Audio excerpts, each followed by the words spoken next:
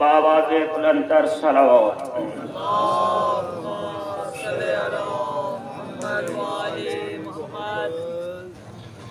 یہ پیچھے جو حضرات بیٹھے ہیں اگر آگے آ جائے تو ایک ماحول ذرا کچھ اس کا صلوات پڑھ لیں خاندار صاحب۔ آگے آگے آتے ہیں بارے دیگر اپنی ان زبانوں کو معطر کریں اہل بیت کے ذکر سے صلوات پر محمد وحدہ۔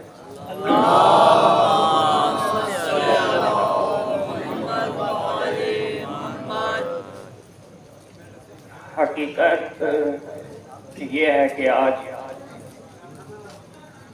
میں بہت تھکا ہوا ہوں۔ آج آپ نے مجھے جگانا ہے تو پھر چند لمحہ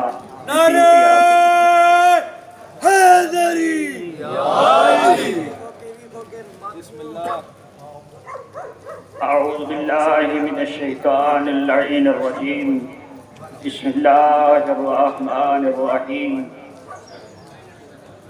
الحمد للہ رب العالمین والعاقبۃ للمتقین والجنۃ للمؤمنین والنار للمنافقین وأصلي على جميع الأنبياء والمرسلين خصوصا على سيدنا ومولانا وشفيع ذنوبنا وحبيب قلوبنا أبي القاسم محمد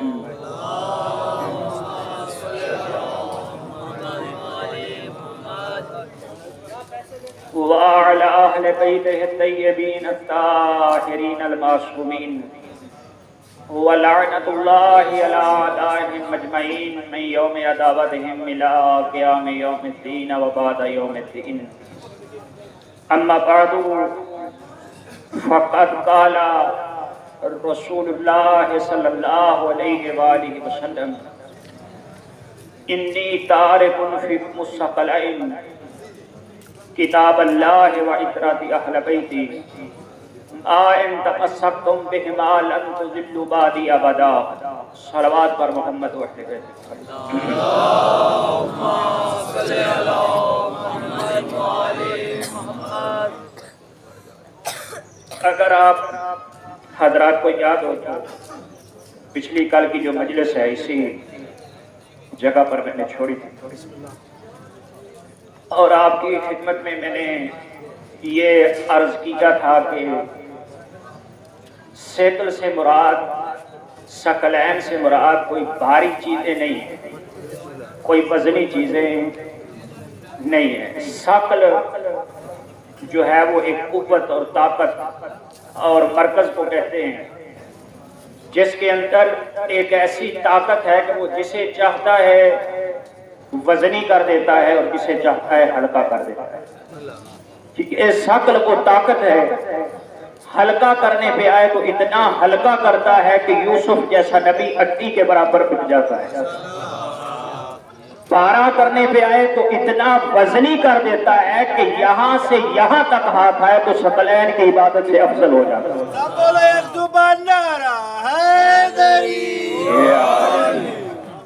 یہ ثقل کی طاقت ہے، یہی وجہ ہے کہ اللہ کے حبیب نے فرمایا کہ میں تمہارے درمیان دو چیزیں چھوڑے جا رہا ہوں، قرآن اور اہل بیت۔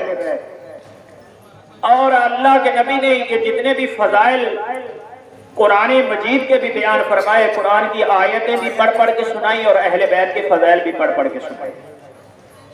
اور یہ جو اہل بیت کے جتنے بھی فضائل اللہ کے حبیب نے سنائے یہ رشتہ داروں کی وجہ سے، رشتہ داری کی وجہ سے نہیں سنائے۔ اگر مولا کائنات کے فضائل سنائے، حسنین شریفین کے فضائل سنائے، جناب سیدہ کے فضائل سنائے، جناب سیدہ کے اگر فضائل سنائے تو بیٹی ہونے کی وجہ سے نہیں بلکہ سیدۃ النساء العالمین ہونے کی وجہ سے ان کے فضائل بیان فرمائے۔ اسی طرح اگر جناب حسنین شریفین کے فضائل بیان فرمائے تو نواسے ہونے کی وجہ سے نہیں، جوانان جنت کے سردار ہونے کی وجہ سے فضائل بیان فرمائے۔ اگر علی مولا کے فضائل رسول بیان فرماتے تھے تو بھائی ہونے کے ناطے سے نہیں، نبیوں کا سلطان ولیوں کے سلطان کے فضائل بیان کیا کرتا تھا۔ اور تمسک کرنا ہے، اللہ کے نبی نے میری طرف توجہ کرے، تمسک کرنا ہے قرآن اور اہل بیت کے ساتھ۔ یا رسول اللہ ان کے ساتھ تمسک کرے تو کیا ہوگا؟ فرمایا کہ ما ان تمسکتم بہما لن تضلوا بعدی ابدا، جو بھی ان کے ساتھ تمسک کرے گا وہ کبھی بھی گمراہ نہیں ہوگا، یعنی یہ قرآن بھی گمراہ نہیں ہونے دے گا، اہل بیت بھی گمراہ۔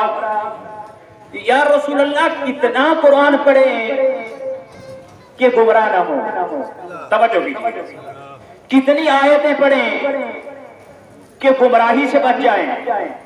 کہا کہ پورا قرآن پڑھیں، وہی سورہ الحمد ہے، وہی سورہ بقرہ ہے، وہی سورہ یاسین ہے، وہی جو ہے وہ سورہ ناس ہے، وہی سورہ توحید ہے۔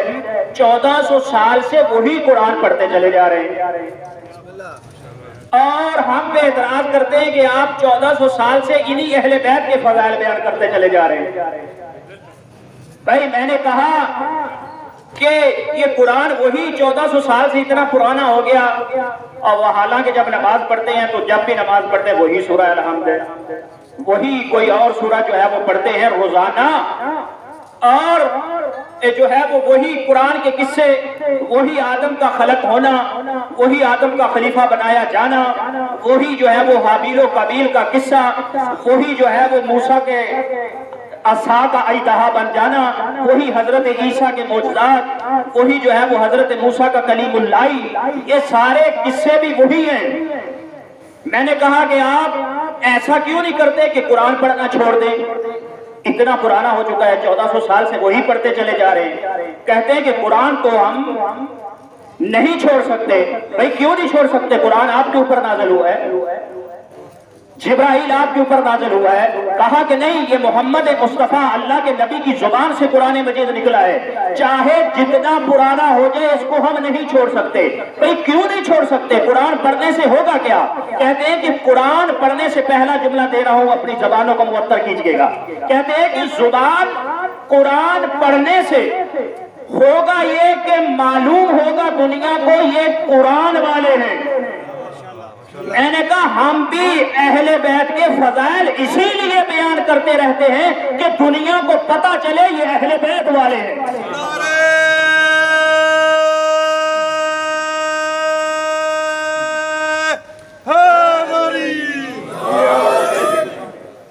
تاکہ لوگوں کو علم ہو کہ یہ اہل بیت والے ہیں۔ دیکھیں کہ قرآن کا کام کیا ہے؟ ہدایت کرنا۔ اہل بیت کا کام کیا ہے؟ ہدایت کرنا۔ قرآن مجید کا کام کیا ہے؟ گمراہی سے بچانا۔ اہل بیت کا کام کیا ہے؟ گمراہی سے بچانا۔ قرآن مجید کا مقصد کیا ہے؟ جنت میں لے جانا۔ اہل بیت بھی جنت میں لے جاتے ہیں۔ قرآن مجید کا مقصد کیا ہے؟ جہنم سے بچ جانا۔ اہل بیت بھی جہنم سے کیا کرتے ہیں؟ بچاتے ہیں۔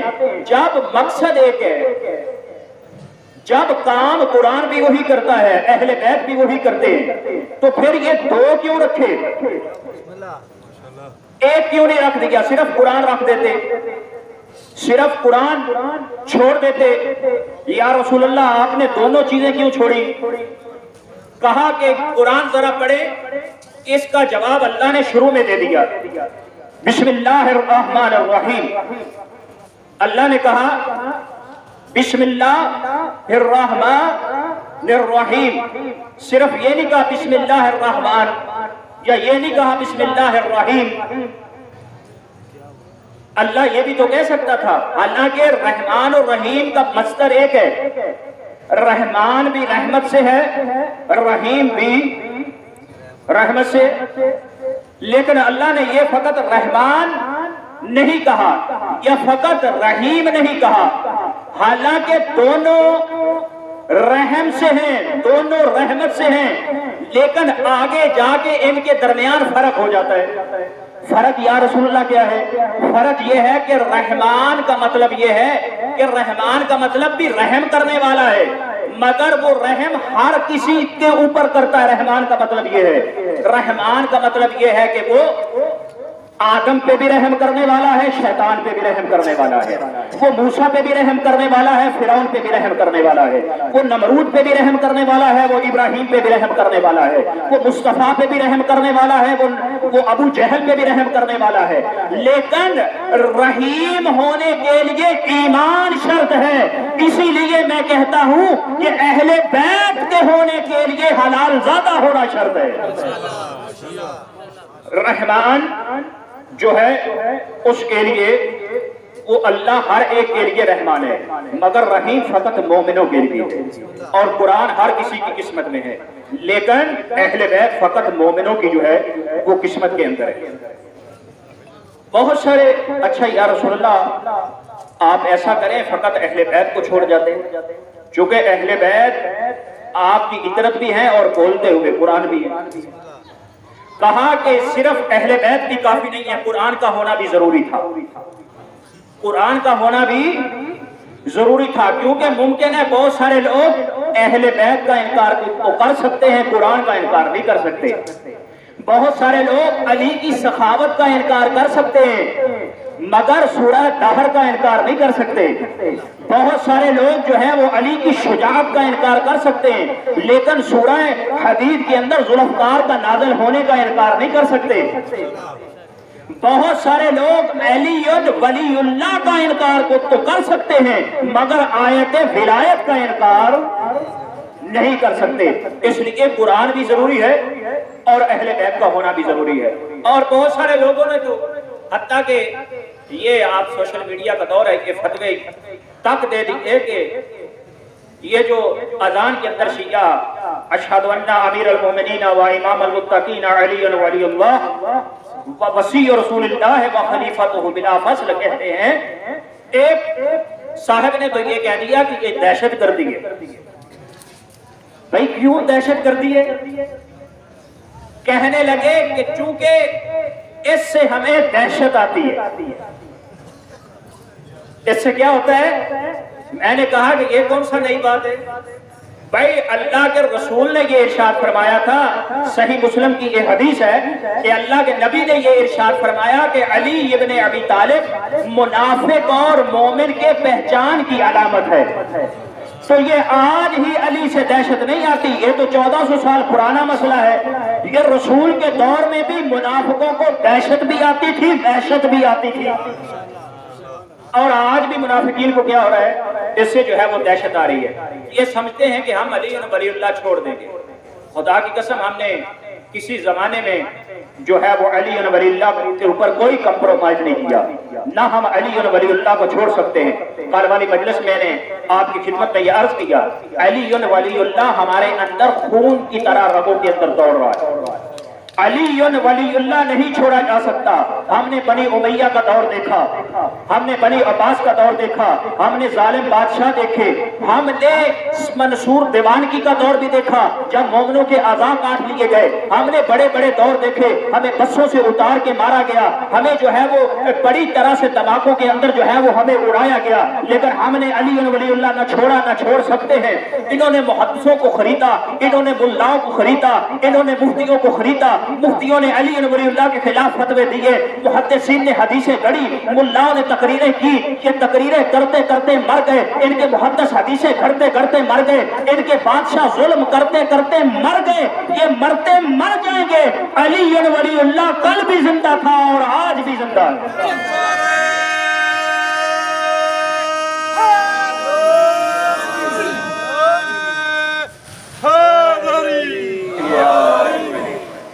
علی کل بھی علی تھا، علی آج بھی علی ہے، اور علی ہمیشہ علی رہے گا۔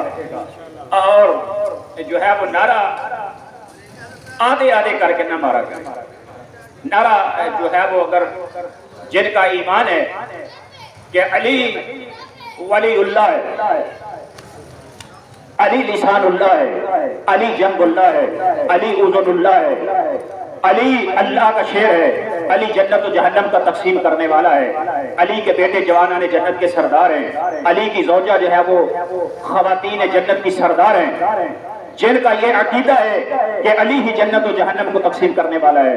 حل ادا کا مصداق علی ہے، قل کفا باللہ کا مصداق جو ہے وہ علی ابن ابی طالب ہے. جن کا یہ عقیدہ ہے منافقوں کے دلوں کو جلا کر دونوں ہاتھوں کو علم کی طرح بلند کر کے نعرہ حیدری مل کے جو ہے وہ یہ یہاں سے نہیں، علی ادھر سے نکلنا چاہیے. علی کا تعلق زبان سے نہیں ہے بلکہ علی کا تعلق جو ہے وہ دل کے ساتھ ہے. اس کے اوپر جو ہے وہ کوئی ہم کمپرومائز کرنے کے لیے بالکل بھی تیار نہیں ہے. علی ولی اللہ ہم کل بھی پڑھتے تھے، علی ولی اللہ آج بھی ہم پڑھتے ہیں، اور ہمیشہ مرتے دم تک جو ہے وہ ہم علی ولی اللہ جو ہے وہ پڑھتے رہیں گے. اللہ کہ رسول نے یہ کہا کہ میں دو چیزیں تمہارے درمیان چھوڑے جا رہا ہوں، قرآن اور اہل بیت. یہ دونوں چیزیں جو ہے وہ ساتھ ساتھ رہیں گی. قرآن مجید کے اندر اللہ نے قرآن نازل کیوں کیا؟ اللہ نے قرآن نازل کیا اپنے نبی کی تصدیق کرنے کے لیے. قرآن کو نازل کیوں کیا؟ اپنے نبی کی تصدیق کرنے کے لیے کہ یہ میرا بھیجا ہوا نبی ہے، اس لیے قرآن نازل کیا. بھئی اگر نبی کی تصدیق کرنے کے لیے قرآن آیا ہے تو قرآن کی تصدیق کرنے کے لیے بھی تو کسی کو آنا چاہیے. بھئی بغیر تصدیق کے، بغیر مشاہدے کے تو ہم کسی کو نہیں مانیں گے. بھئی اللہ نے کہا کہ حضرت آدم علیہ السلام کو خلیفہ بنایا گیا، موسیٰ کے عصا کو اژدہا بنایا گیا، عیسیٰ جو ہے وہ گہوارے کے اندر ان کو بلایا گیا. یہ عیسیٰ کے معجزات کو جو ہے وہ بتایا گیا. آگے نمرود کو جو ہے وہ ابراہیم کے لیے جو ہے وہ اس آتش کو جو ہے وہ گلزار بنایا گیا. ہمیں کیسے علم ہوگا جب تک تصدیق نہیں ہوگی، جب تک مشاہدہ نہیں کریں گے ہم کیسے یقین کر لیں گے؟ چونکہ ہم تو عام بندے ہیں، بغیر مشاہدے سے تو بڑے بڑے نبی نہیں مانتے. چونکہ حضرت ابراہیم نے بھی یہ کہا تھا رب کیف ارنی کیف تحیی الموتیٰ، اے پروردگار میں یہ دیکھنا چاہتا ہوں کہ تو مردوں کو زندہ کیسے کرتا ہے. اللہ نے کہا کہ اے ابراہیم تجھے میری قدرت کے اوپر شک ہے؟ کہا شک نہیں ہے، میں اس لیے دیکھنا چاہتا ہوں تاکہ میرے یقین میں اضافہ ہو جائے.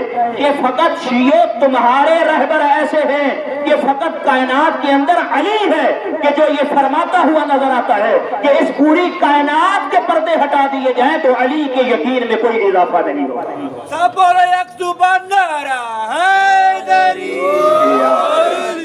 آپ کو فخر سے کہنا چاہیے کہ علی ہمارے امام ہے. ہمیں امام ایسے ملے، ہمیں رہبر ایسے ملے. قرآن کے اندر ہے کیا؟ قرآن کے اندر جو ہے وہی پرانے قصے اللہ نے جو ہے وہ پرانے قصوں کو رکھا. آدم سے لے کے حضرت عیسیٰ تک تمام نبیوں کے قصوں کو رکھا. یا اللہ تو نے ان قصوں کو کیوں رکھا؟ کہا کہ ان نبیوں کے سماج کے اوپر احسانات ہیں، لہذا میں نے ان نبیوں کے قصوں کو قرآن کے اندر رکھ کے مسلمانوں کے اوپر قرآن کو پڑھنا اور سمجھنا واجب کر کے یہ اس لیے اس کو رکھ دیا کہ میں یہ بتانا چاہتا ہوں جس طرح ایمان فروش مجھے گوارا نہیں ہے اسی طرح احسان فراموش بھی مجھے گوارا نہیں ہے. یہ اس لیے ان قصوں کو جو ہے وہ رکھ دیا گیا اور کہا گیا اسی کو بار بار پڑھو. اے پروردگار ان قصوں کو بار بار کیوں پڑھے؟ کیا ہم نے ان نبیوں کو کلمہ پڑھنا ہے؟ کیا ہم نے ان نبیوں کی شریعت پر عمل کرنا ہے؟ اللہ نے کہا یہی تو میں تم لوگوں کو سمجھانا چاہتا ہوں کہ جن کا تم نے کلمہ نہیں پڑھنا، جب ان کے ذکر کو فراموش کرنا میں گوارا نہیں کر سکتا تو جن کا تم نے کلمہ پڑھنا ہے ان کے ذکر کو فراموش کرنا میں کیسے گوارا کر سکتا ہوں؟ اس وجہ سے ان کا ذکر جو ہے وہ ہر وقت ہوگا اور ہوتا رہے گا. قرآن کے اندر بس زیادہ زحمت نہیں، بات دو چار جملے اور آپ کی زحمتیں تمام. قرآن مجید قرآن اور اہل بیت ساتھ ساتھ ہے. قرآن کیوں نازل آیا اور اہل بیت کیوں اترے؟ یہ بس یہی ایک جملے کے اندر بتا کے اور آپ کی زحمتیں تمام. قرآن جو ہے وہ بتاتا ہے، اہل بیت کر کے دکھاتے ہیں. قرآن جو دعویٰ کرتا ہے اہل بیت پریکٹیکل وہ کر کے دکھاتے ہیں۔ قرآن نے یہ کہا کہ آدم کو خلیفہ بنایا گیا، قرآن نے یہ کہا کہ جو ہے وہ حضرت ابراہیم کے لیے آگ کو گلزار کیا گیا، قرآن نے یہ کہا کہ موسیٰ کے عصا کو اژدہا بنایا گیا، قرآن نے یہ کہا کہ عیسیٰ کو گہوارے کے اندر بلایا گیا۔ ہم نے کہا کہ ہمیں کیا پتا خلیفہ کیسے بنتے ہیں، ہمیں کیا معلوم کہ آدم کیسے خلیفہ بنے، ہمیں کیسے پتا چلے گا کہ خلیفے کیسے بنتے ہیں۔ محمد مصطفیٰ نے 1.25 لاکھ کے مجمع میں آ کے علی کو ہاتھوں پہ بلند کر کے کہا فَمَنْ كُنْتُ مَوْلَاهُ فَهَذَا عَلِيٌّ مَوْلَا، خلیفے ایسے بنتے۔ قرآن نے دعویٰ کیا، اہل بیت نے کر کے دکھایا۔ قرآن نے کہا کہ جو ہے وہ داؤد علیہ السلام کے لیے لوہا موم ہوتا تھا، علی نے پتھر میں علم گاڑ کے بتایا کہ ایسے ہوتا تھا۔ قرآن نے یہ کہا کہ عیسیٰ گہوارے کے اندر بولے تھے، علی ابن ابی طالب نے تیسرے دن مصطفیٰ کے ہاتھوں میں قرآن پڑھ کے بتایا کہ ایسے عیسیٰ کو بلایا گیا۔ اسی طرح قرآن نے یہ دعویٰ کیا کہ جو ہے وہ نارے نمرود کو ابراہیم کے اوپر گلزار کر دیا گیا، اور اس کو اہل بیت نے کر کے بتایا۔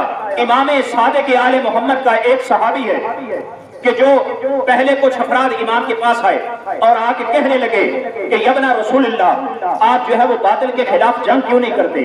تو امام نے فرمایا چونکہ میرے پاس جو ہے وہ انفرادی طاقت نہیں ہے، وہ ایسے فولادی دل نہیں ہے جو ہونے چاہیے، وہ ایسے بہادر نوجوان نہیں ہیں کہ جو ہونے چاہیے جن کے ذریعے سے جنگ کی جا سکے۔ اس نے کہا کہ ہم آپ کے ماننے والے ہیں۔ نزدیک تنور چل رہا تھا، امام نے کہا کہ اس کے اندر چھلانگ لگا دو۔ اب یہ بیچارہ پریشان ہو گیا، اب اس کو پسینے آنے لگ گئے کہ اتنے میں ہارون مکی واپس اپنے شہر میں آیا۔ کہتے ہیں کہ بال بکھرے ہوئے تھے، آستینیں چڑھی ہوئی تھی، یہ بکھرے ہوئے پریشان بالوں کے ساتھ داخل ہوا، آ کے کہا السلام علیکم یا ابن رسول اللہ۔ اس کو معلوم نہ تھا کہ آگے امام کیا گفتگو کر رہے۔ امام نے آتے ہی کہا ہارون مکی اس تنور کے اندر چھلانگ لگا دو۔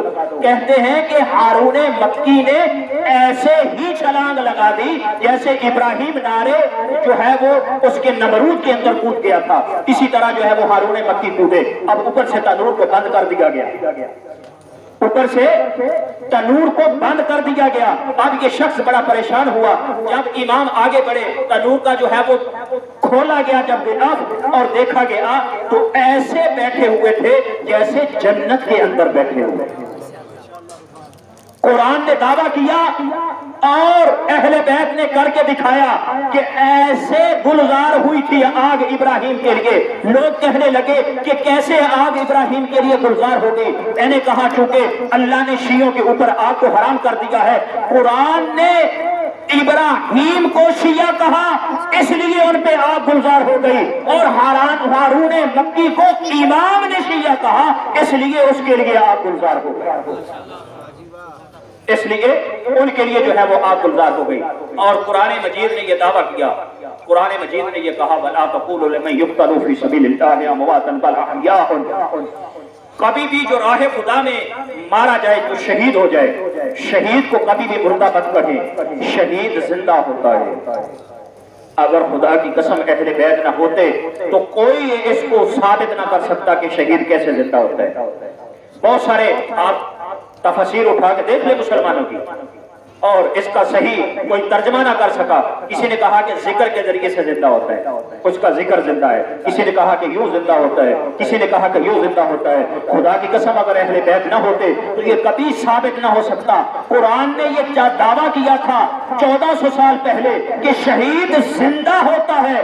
حسین ابن علی نے نوکے نیزہ پہ قرآن پڑھ کر بتایا کہ یوں شہید زندہ ہوتا ہے۔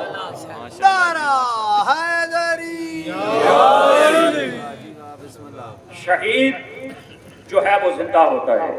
بہت سارے لوگ اب تو چونکہ جہاں ولایت بڑھتی جا رہی ہے وہاں بغض بھی بڑھتا جا رہا ہے۔ بہت سارے افراد اب کہتے ہیں کہ جی 10 محرم کو ختم قرآن کا اشتہار چھپے ہوئے، الیاذ باللہ، کہ ختم قرآن رکھا گیا امام حسین علیہ السلام کو بخشنے کے لیے۔ ہاں ہم بخشتے ہیں اپنے مردوں کو قرآن، ہم اپنے مردوں کو قرآن بخشتے ہیں اس لیے کہ وہ پڑھ نہیں سکتے، بخشا ان کو جاتا ہے جو پڑھ نہ سکے، ان کو نہیں جو نوکے نیزے کے اوپر قرآن پڑھتے ہوئے نظر آتے ہیں، جو خود ناطق قرآن ہیں، جو خود جوانان جنت کے سردار ہیں۔ خدا کی قسم اگر لوگ ان کو پہچان لیتے تو آج سیدہ کی بیٹیاں یتیم نہ ہوتی۔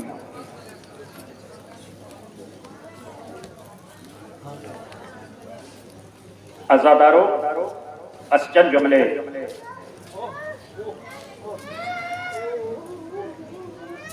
رسول کی بیٹیاں آج کے دن یتیم ہو گئی،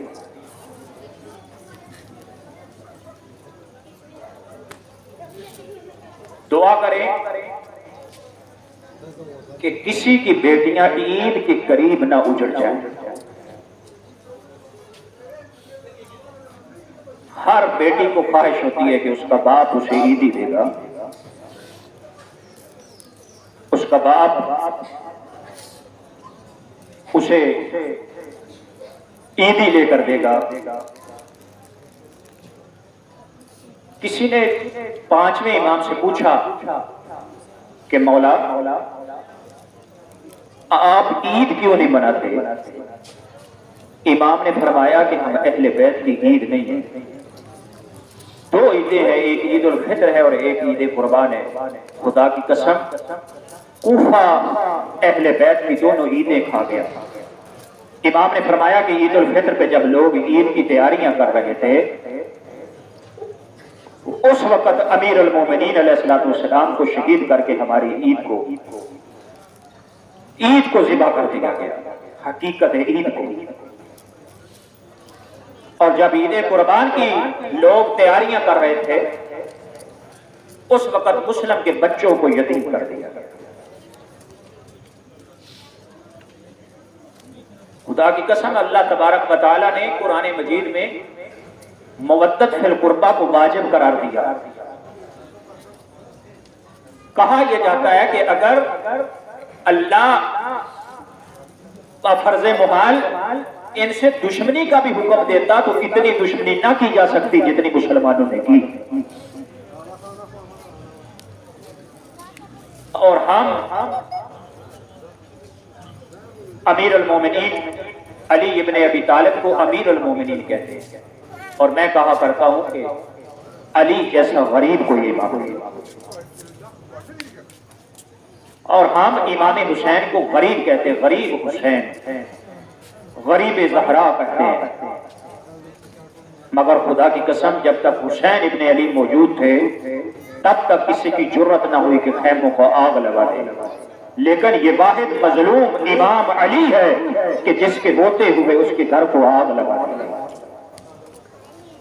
یہ وہ امام ہے کہ جس نے آدھی رات کو اپنی زوجہ کی قبریں کھودی اور ایک قبر نہیں 40 قبریں بنائیں۔ عزادارو یہ وہی شیر خدا ہے، یہ وہی علی ہے، یہ وہ علی مظلوم ہے کہ جو رات کو ساری رات قبر کے اوپر بیٹھ کے قرآن پڑھا کرتا تھا۔ لوگ سمجھتے تھے کہ علی قرآن پڑھتا ہے، لیکن علماء نے لکھا کہ علی قرآن کے بہانے اپنی زوجہ کی قبر کا پہرا دیا کرتا تھا۔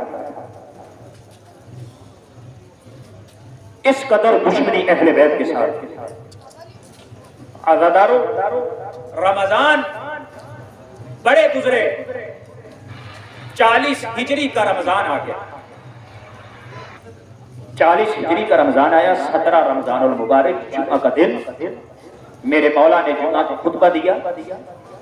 آج میرے مولا کے الفاظ تبدیل ہیں۔ ساسا بن سبحان جو امام کے خاص شاگردوں میں سے بڑے پریشان ہیں، کہتے ہیں کہ مولا آج آپ کا لہجہ بدلا ہوا ہے۔